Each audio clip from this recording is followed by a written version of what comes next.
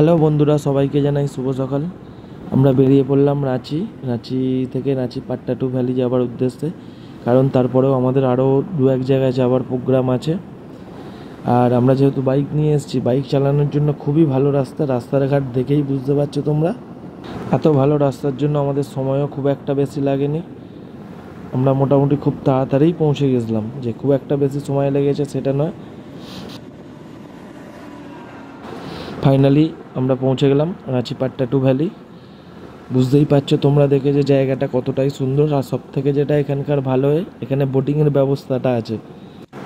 আমরা এইখানে বোটিংয়ের জন্যই এসেছি, তো দেখেই বুঝতে পারছো তোমরা। এই যে বোট চলছে, কিছু বোট ওই মাঝখানের দিকে গেছে, কিন্তু এখানটা এতটাই ভিড় বা এতটাই বোটিং এখানে শেয়ারে ছাড়া হবে না, যার জন্য আমাদের খুব একটা ইচ্ছা ছিল না, তাই আমরা একটু সাইজের দিকে গেছিলাম।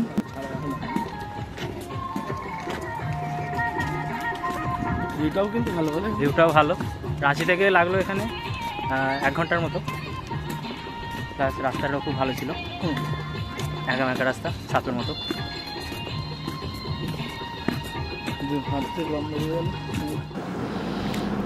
আমরা বোটের মধ্যে উঠলাম, কিন্তু খুব ভয় লাগছিল প্রথমটা। ভয় তো একটু লাগবেই, যেহেতু ফার্স্ট টাইম। তবে আমাদের এটা কিন্তু স্পিড বোট না, আর আমরা এটা শেয়ারেও নিইনি, আমরা পার্সোনালি নিয়েছিলাম আমরা দুজন। আর যে শেয়ারে নিলে খরচাটা একটু কমই পড়তো, 200 টাকা করে সেখানে পড়তো। আমরা যেহেতু পার্সোনাল নিয়েছি, তার জন্য খরচাটা একটু বেশিই পড়েছে, প্রায় 1000 টাকা লেগে গেল দুজনের। তবে আলাদাভাবে দুজনের চাপার যে আনন্দটা, শেয়ারে হলে সেই আনন্দটা হয়তো হতো না, যার জন্য আমাদের শেয়ারে নেবার কোনো ইচ্ছাই ছিল না। ওই জন্য আমরা ওদিক থেকে এসে এইদিকে পার্সোনাল নেবার জন্যই এলাম।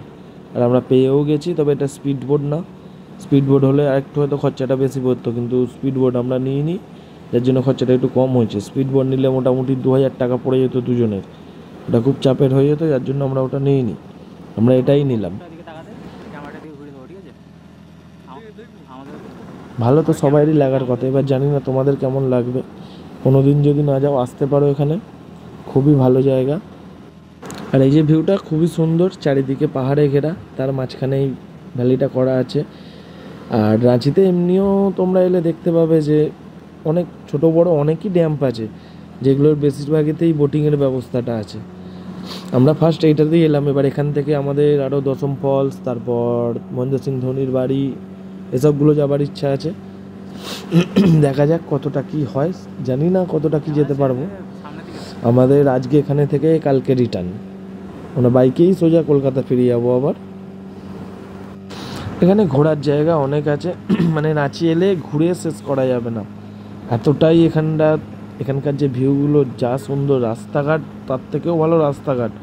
বাইক নিয়ে এলে নর্মালি বোঝাই যাবে না যে রাস্তা কোনো এক জায়গায় খারাপ আছে বা কোনো রাস্তার মধ্যে গর্ত।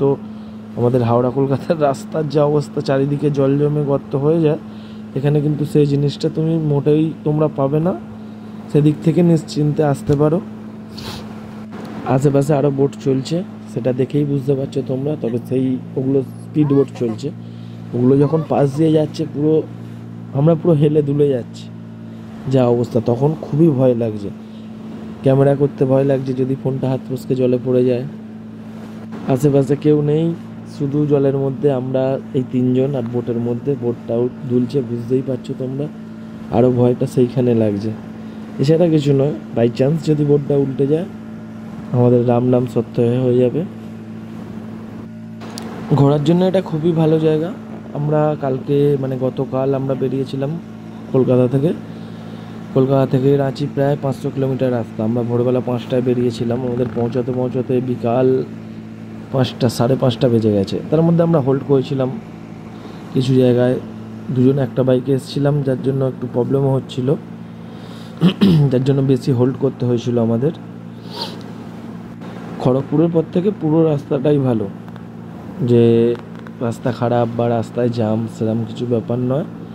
পুরো রাস্তাটাই ভালো, একদম সুন্দর রাস্তা, আসতে অতটা অসুবিধা হবে না। এখান থেকে আমরা যাব মহেন্দ্র সিং ধোনির যে বাড়ি, ধোনির বাড়ির ওখান থেকে ওরই পাশে, একদমই পাশে শালপাতা করে এক জায়গায় মটন বিক্রি হয়, ওখানেই আজকে দুপুরে লাঞ্চটা করার আমাদের ইচ্ছা। এবার জানি না যেতে পারবো কি না, দেখি এখানে কখন এখানে হয়, এখান থেকে হয়ে আমাদের ওখানে যাবার ইচ্ছা আছে। তারপর আমরা যাব দশম ফলস। এবার জানি না দুটো জায়গায় একসাথে যেতে পারবো কি না, আজকে না হলে কালকে আমরা দশম ফলস ঘুরে তারপর আবার কলকাতায় ফেরার জন্য রওনা দেব। কিন্তু আজকেই তো যাবার ইচ্ছা আছে, যেহেতু আজকে টাইম আছে। এখন খুব একটা বেশি বাজেও নি, এখন বাজে দুপুর 12:30 একটা। ওখান থেকে খাওয়া দাওয়া করে আমরা দশম ফলসের জন্য বেরিয়ে যাব, দেখি পারি কি না। আমাদের লাঞ্চ কমপ্লিট, আমরা বেরিয়ে পড়লাম এবার দশম ফলসের উদ্দেশ্যে। রাস্তাঘাটটা একটু দেখে নাও কীরকম, একা বেঁকা সাপের মতো রাস্তা। বারবার একটা কথাই বলবো, রাস্তা কিন্তু খুবই সুন্দর। আমরা পৌঁছে গেলাম দশম ফলস, দশম ওয়াটার ফলস যেটা, এই যে সেই ঝর্ণাটা। মানে আমাদের ওদিকে বা পুরুলিয়ার ওই সাইডে এত ঝর্ণা আছে, এরকম ঝর্ণা আমি এখনো দেখিনি।